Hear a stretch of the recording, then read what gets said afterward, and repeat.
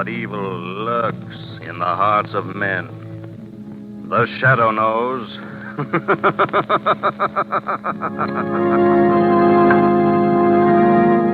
Once again, your neighborhood blue coal dealer brings you the thrilling adventures of the Shadow, the hard and relentless fight of one man against the forces of evil. These dramatizations are designed to demonstrate forcibly to old and young alike that crime does not pay.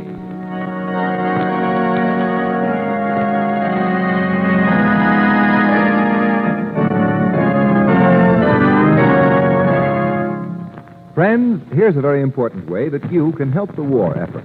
You know, it's coal that keeps our war plants humming, coal that keeps our trains moving, coal that heats our soldiers in army camps. Yes, coal that supplies vital power and heat to countless wartime activities. So you can make an invaluable contribution to the war effort this winter by cutting your coal consumption to the absolute minimum. Start your personal coal conservation program this simple way. Hold your fire. Don't let the first chilly snap send you down to the furnace. Use the fireplace. Wear warmer clothing.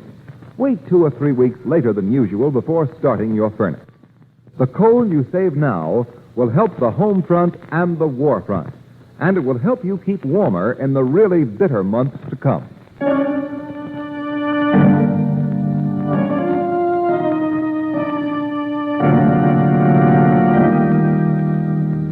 The Shadow, mysterious character who aids the forces of law and order, is in reality Lamont Cranston, wealthy young man about town.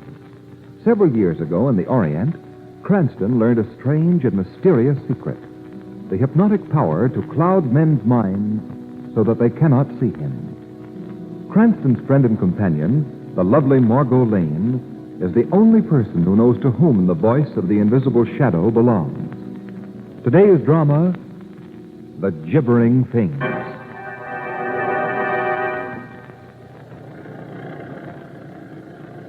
Well, nature puts on quite an autumn show up here, Margot. Yes, doesn't it, Lamont? Yeah. All New Hampshire's pretty country at any season, folks. Are we nearly at our destination, driver? Almost. About 1.5 miles more, and we'll be at the Haunted Woods. Huh? Haunted woods. Yes, sir. Place you've hired me to drive you to is just this side of them. Oh, Aunt Susan never told me that she lived near any haunted woods, Lamont. Miss Susan Prentice, your aunt, ma'am? Yes, Mr. Cranston and I are going to spend the weekend with her. Oh, that'll be a fine rest for you. Well, those haunted woods don't sound quiet or restful. Well, they won't bother you none. Leastwise, I've never been bothered in them. Neither was your aunt. Or Professor Surgoff, who lives smack in the center of them. Why are they called the haunted woods? Well, it's said that quite a few fellas have gone into them woods and completely disappeared. There was 2 lumberjacks and 4 or 5 harvest hands. Shucks, I figure they simply walked into the woods on one side and out the other. Your logic is spoiling a nice mystery, driver. Oh, I figured a natural explanation for the gibbering things, too. The gibbering things? Ever so often, the doggonedest noise is heard from them woods. A funny, squeaking, chattering kind of noise. Don't sound like it was made by either man or beast. The folks say it's made by things. You figured that it's not made by things? Mister, that gibbering noise is made by monkeys. Monkeys? In New Hampshire. Yeah, Professor Surgoff's got a couple at his place that he's brought up from South America.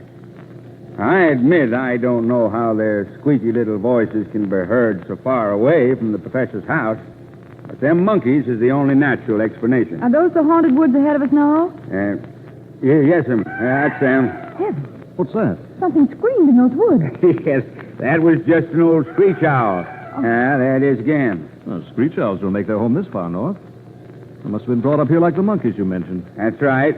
Another pet of Professor Surgoff. Here's Miss Prentice's place. Oh, Lamont, what a lovely little house. I'll get your luggage out the back. Let me help you, Margot. Thank you. Step directly on these flagstones. Ground's pretty wet. We had some thunderstorm today. Started early this morning and pulled down telephone wires and raised all kinds of nests. That's so? Yes. Why, I'd like to wait and say howdy to Miss Prentice, but as long as I'm out this way, I want to drop off a package at Professor Surgoff. Getting late, and I'd like to be in and out of them woods before dark. Not because of the gibbering things. Well, shucks, no. Just that the road through there is pretty terrible. Fellow wants daylight to get over it. I'll stop off on my way back from the professor's, see if your aunt wants anything fetched from the village. My next trip. So long. So long. You never told me your aunt was deaf, Margot. Deaf? Well, she isn't. Well, she can't be at home then after this noisy arrival in front of the door. Well, it is funny that she hasn't... Aunt Susan! Aunt Sue! You sure she expected us today? Oh, of course. Oh, the door's unlocked. Let's go in, Lamont. She must have stepped out for a moment. For a long moment. Let's have a look around. You take a peek at the kitchen. All right. Everything here's tidy, shipshape, and deserted. Well, the kitchen door's been left unlocked. Well, evidently your aunt didn't intend to be gone very long. Well, what do you suppose has happened to her? Oh, chances are your aunt left here this morning, pay a brief call to some neighbors, and she was forced to stay there by the storm. I was beginning to think Aunt Sue had been swallowed by those gibbering things in the haunted woods. We have Mr. Doremus' assurance those gibbering things are vastly overrated. What's that? Now, listen. It's the gibbering from those woods. It's from deep in the woods. Doesn't sound like the chattering of any monkey that I've ever heard. Lamont! That be the screech owl again? That cry sounded human. It's like a scream of mortal terror.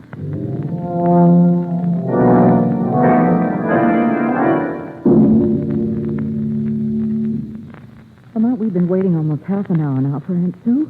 She'd be here by this time if she were all right. Phone's still dead. The cab driver hasn't come back yet, and it's nearly dark. Let's go outside again and watch for him. All right. He said he wanted to be out of those woods before dark. Come on, that gibbering again. It's much closer than before. Seems to come from just the edge of those woods. And the professor who keeps monkeys lives nearly a mile from here. Growing fainter now. Traveling away.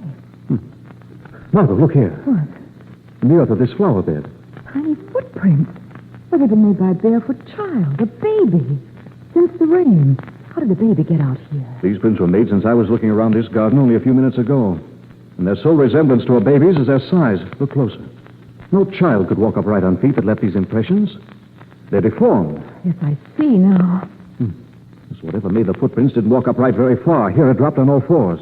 Those are prints of little hands. But only 2 fingers are outlined. And what horrible thumbs. These tracks were left by some animal. But what kind of an animal? I never saw a spoor like this before. Oh, neither have I. Look, they disappear here in the grass. Margot, someone's coming out of the woods. A man? What's he got on his head? It's getting so dark I can hardly see. I think it's a helmet of some sort. He's carrying a net. A net? It looks like it. Seems to be hunting for something. Hello there. Hello. Who are you? We're about to ask the same question. My name is Sergov. Alexander Sergov. Lamont, he may know. I'm Margot Lane, Miss Prentice's niece, Professor. Miss Prentice's niece. Yes, and this is Mr. Cranston. We just arrived to spend a few days with Aunt Susan, and she's not here. I have not seen Miss Prentice for several days. Was she expecting you and Mr. Cranston? Yes, she was. Professor, if I'm not too inquisitive, what do you hunt with a net at this time of night? I keep a small zoological collection, Mr. Cranston, and one of my little animals escaped this afternoon, and I was searching for it with my net. A dangerous animal? I see you're wearing heavy gloves. It was a small ape with sharp little teeth that can, what you call, nip very painfully. Perhaps you heard it chattering in the woods a while ago. We heard something gibbering in there. That was my little pet. Is it malformed hands and feet, Professor? Does it leave tracks like this? You did not see it leave those tracks? No, we found them by accident a few minutes ago. The creature I'm searching for is not a perfect specimen. These tracks are fresh, which means that it is close by, and I'm most anxious to recapture it, so if you will please excuse me. Good night. Good night. Night. Well, at least we've learned what's behind those footprints and that gibbering. I'm still wondering if that was a screech owl we heard soon after Doremus left us. What for, Lamont? I'm going to get a gun and flashlight out of my bag and do a little hunting of my own in these woods. But... where's the light switch? Here. Oh, thanks. Lamont, they're gibbering again. It's just outside the house. We know it's only a crippled ape that... Margot, what? That face at the window. Where? Gone now. But it was pressed close against the glass. It had no features, Lamont, except eyes, and a toothless mouth. It was the face of the gibbering thing!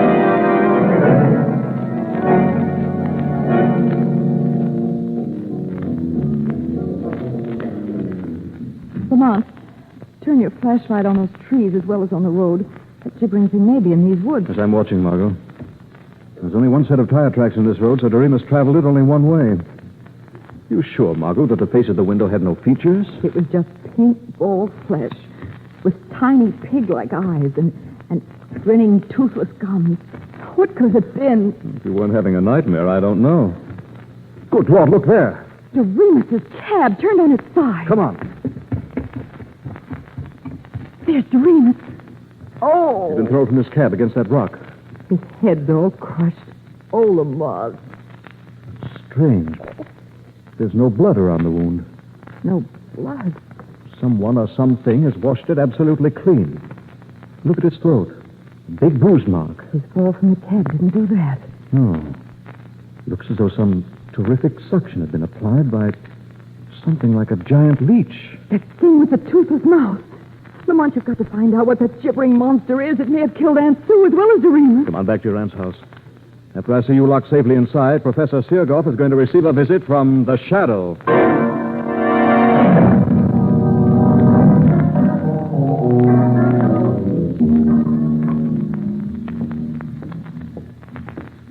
Why are you so worried, Professor? What? Who is speaking to me? I cannot see anyone. I'm the Shadow. The Shadow? An invisible man? Little secret I learned in the Orient. What do you want here? I shall ask the questions. First, did you find the small ape you were hunting for? You know that I was hunting... The Shadow overheard your conversation with a Miss Lane and a Mr. Cranston a while ago. Did you find the ape? Yes. What did you do with it? I visited the cages where you keep your pets and found no crippled monkey there. I was forced to shoot the animal. I buried it in the woods. After it had gorged itself on the blood of Doremus? Doremus? You didn't know he was lying dead in the woods? No, I swear I did not, Shadow. I had nothing to do with But it. you know what killed him? No. Don't lie. You also know the reason for Susan Prentice's disappearance. I do not. Her absence will cause an intensive search. She will not be found here. This is a small house. Nothing could be concealed in it. Search it yourself. Luck has been with you so far, Professor. If telephone service hadn't been disrupted by the storm, the authorities would already have been notified and the search begun. The luck of criminals is never good for long. Your time is running out. The police will find the body of Doremus, and they'll be told about a squealing monster with a horrible toothless mouth. What? The gibbering thing has been seen tonight. Now you must think and act fast, Professor.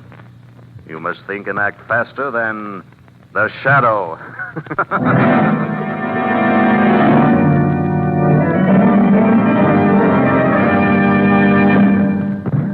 Friends, if you heat your home with coal, listen.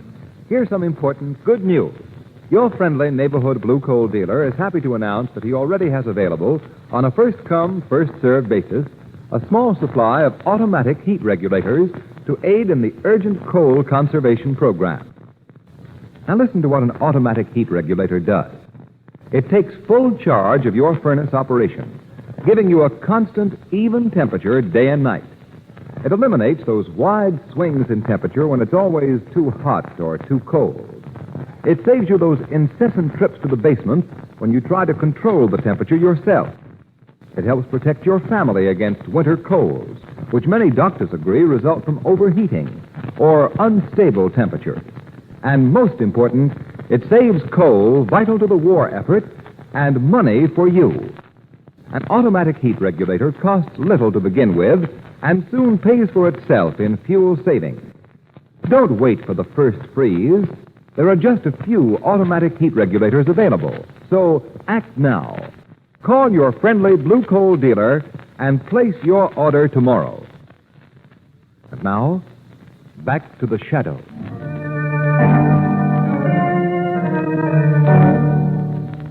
Lamont, did Professor Seargoff tell you anything when you visited him as a Shadow? I didn't expect him to, Margot.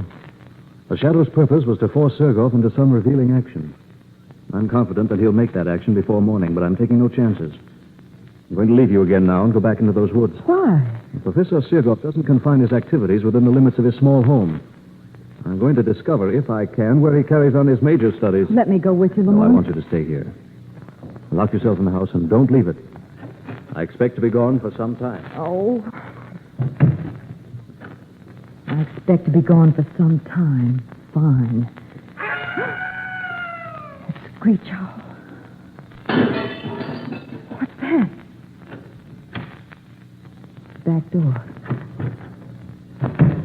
Who's there? What do you... Good evening, Miss Lane. Professor Seargold.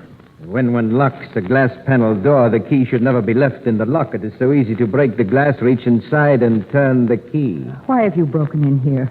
I just saw Mr. Cranston go into the woods, and I considered this an excellent opportunity to talk with you alone. That gun. This gun will do you no harm if you're obedient. You and I are going for a little walk, Miss Lane, and you are going quietly.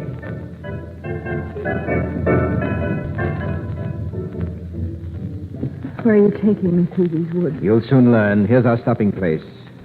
There's nothing here but trees and that big rock. Yes, watch that rock. Swinging out like a door. It is a door to a very secret natural cave below. Ladies first, Miss Lane. I won't go down to that darkness. You need not go in darkness. We have electric light here. Step in, Miss Lane. I wish to close my bulky door. No, Do not try my patience. Go. Oh. Now, down these stairs. And you can see my little refuge. Gibbering cries. A little welcome for you. And hideous things that make him behind that door. Hideous things, so you saw the little creature that escaped tonight? It pressed its awful face against the window. Don't make me look at it again. You won't see anything to frighten you when I open the door. There's nothing in this chamber except those steel cabinets around the walls, that iron water pipe above, and this heavy rope that dangles from the pipe. You will find the rope of special interest. I call your attention to the snap hook on its loose end. No, let me go. As soon as I lock these handcuffs on your wrists behind your back like this, hook the rope to your cuffs like this. Now, I let you go. Nicely tethered. What are you going to do to me here? I shall satisfy your curiosity about the gibbering things. You have seen but one. I have many such children. Children? Yes. I am their father, their creator. I am their God. I have discovered the secret of life. Of life? I have evolved a complex life form from the single cell. Nature required 1 billion years to do what I have done in 10. I am greater than nature. You're a madman. Am I? You shall see. The steel cabinets you see around these walls are really insulated, soundproof covers for my children's cages. This lever opens the apparent cabinets. Watch. Before you saw the handsomest of my little beauties. Now you can look at them again and 30 of his brothers.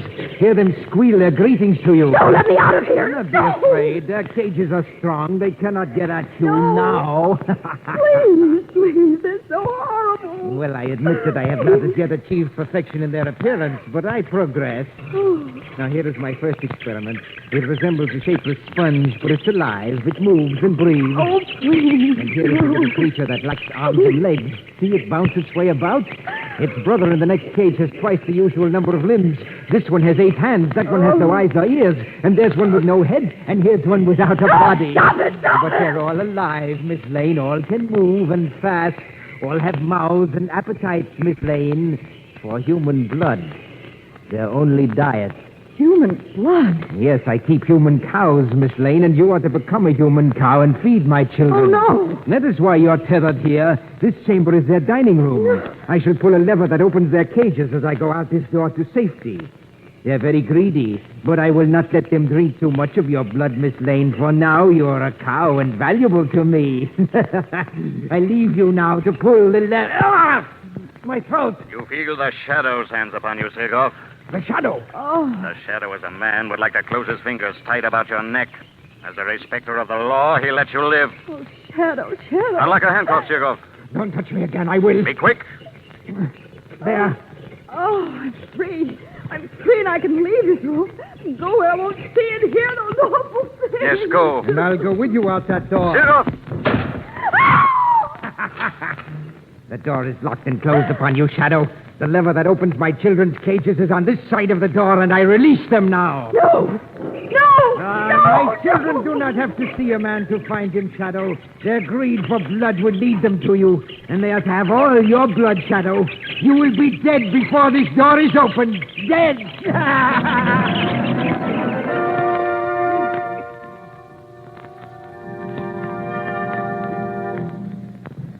It is now half an hour since that door was closed upon our former friend, the Shadow. My children have killed strong men within 5 minutes, so I think it is time, Miss Lane, for us to view the remains, which will be visible, I imagine. But first, I shall reunite you with your aunt. You have my aunt here? Yes, unfortunately escaped and told me of her intention to notify the authorities. I was forced to add her to my herd of cows. That herd includes the itinerant lumberjacks and harvest hands who have disappeared in the haunted woods. When fools hear their screams of pain, they think they hear my little screech owl. Oh, there's no word that fits you. Before I can safely view the dead body of the Shadow, my children must be returned to their cages. And my cows take care of that. Your aunt's stall is behind this door. Aunt Sue. Aunt Sue. I will let her out. Margot. Oh, Margot. What a touching reunion. You shall see a great deal of each other from now on, for you will be stable together. My male cattle are in here. Come out, beasts, and don't forget that I hold the usual loaded revolver. Oh, poor men. Yes, my male cattle aren't as healthy-looking as you and your aunt, Miss Lane, but they have been here a long time. They're walking skeletons. They still manufacture blood. That's all that matters. Fall in line, beasts. You with them, female cattle. No. Fall in line. Oh, come, Margot, come. There's nothing we can do. You're learning fast, Miss Prentice. Now march, all of you, to the feeding room. You ought to have an easy time tonight. My children have been fed and well. You need only pick them up and return them to their cages. Pick up those things? Yes, Miss Lane, and tenderly. Unlock the door. Go in and do as I've told you. Now, you see how tame my cattle are, Miss Lane? You will soon be like them. Hurry in there. Get my pets behind their bars. I'm anxious to come in and pay my last respects. Your children are in their cages, Master. Ah, now we shall see. I thought the Shadow would be visible in death. His mental power is gone, but I do not see him. Can you feel him, Sergoff? Ah! Shadow! Yes, I'm not an easy victim, Sergoff. Pick up that gun he dropped, Miss Lane. Something we cannot see has got him. Give Sergoff to us. Be back, you men. I know how you must hate this devil, but I promise you he'll get justice. Now, everyone leave this room. Everyone but Sergoff. Everyone but me. You're going to be left alone here. Alone as you've left the others. No. No, do not put those handcuffs on me. Oh, yes. Locked behind your back. Now, No, not that tether rope. Do not hook me to that. the way you fastened others. Yes, he does. We can do to him what Now, he's get done out to of us. this room, you men. We're leaving Professor Sergoff with his children. We'll turn the vampires loose on him. No, do not open those cages. Do not turn them loose on me. Please, Shadow, please. You're safe, Sergoff. The cages won't be opened. Did you say, Shadow, that those cages won't be opened? That Sergoff is safe? He's safe from those things he created. That room will be Sergoff's prison until the police arrive to take him to another. Police. Prison. Shadow, you promised us that devil would get justice. He will, but the law must fix his punishment. We've been Sergoff's slaves. His cattle, those things he made have fastened on our flesh. They drank our blood. We want no police. We want no law. We want no law. They have no punishment to fit that devil's crime. We'll attend to Sergoff. And where you are. You men have suffered here, but you're civilized men. You must abide by rules of order, not by instincts of revenge. We're no longer men. We're cattle. Sergoff has made us beasts. And there are many of us, Shadow. You are only one. Keep away from that door. We didn't want to open the door, Shadow. We only wanted to lock it. And we have locked it. We have the key. Pull the lever that opens those cages. No. You're too late, Shadow. Listen. Sergoff's children move fast. They've already reached their father. We've given Sergoff the justice he deserves.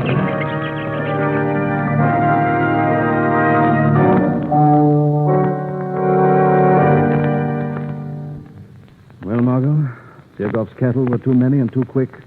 But Sergoff won't put the state to any expense. Your aunt's safe in her home again. And his children... Those men just trampled them after you finally forced that door. And I'm not sorry things happened as they did. Sergoff was going to turn those gibbering things loose on me. Well, he did turn them loose on the Shadow. Lamont, you haven't told me why the Shadow wasn't killed by those monsters. Well, Sergoff made a serious mistake. When he left other victims in that room, their hands had been secured behind their backs and fastened to the tether rope. The Shadow was free. One end of the tether rope was attached to an iron pipe near the ceiling. Well, he took a moment to loop the other end with its heavy hook over the pipe and fasten it, and seated in that swing, the shadow was well above the reach of the little vampires. When you were locked in that room, I was sure it meant your death. One can never be sure of anything, Margot. You know, when I was invited to your Aunt Susan's, as I recall, I promised myself a quiet, restful weekend. Yes, I remember.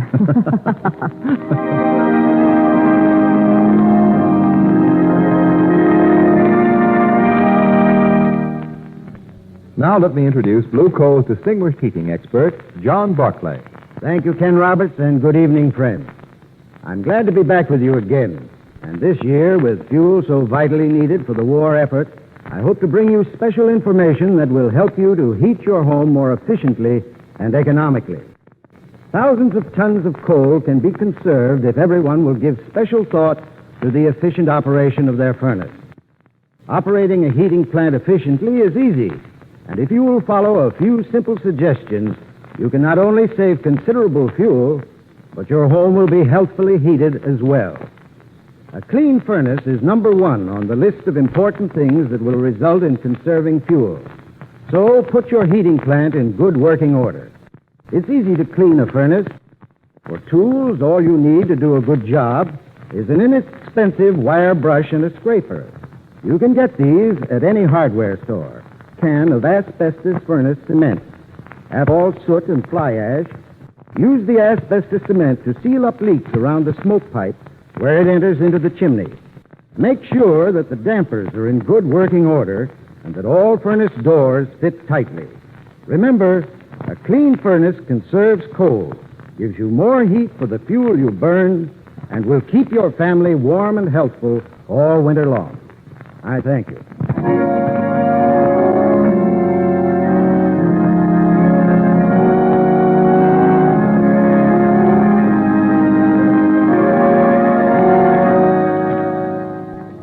The Shadow program is based on a story copyrighted by Street and Smith Publications. The characters, names, places, and plot are fictitious. Any similarity to persons living or dead is purely coincidental. Again next week, The Shadow will demonstrate that the weed of crime bears bitter fruit. Crime does not pay. The Shadow knows.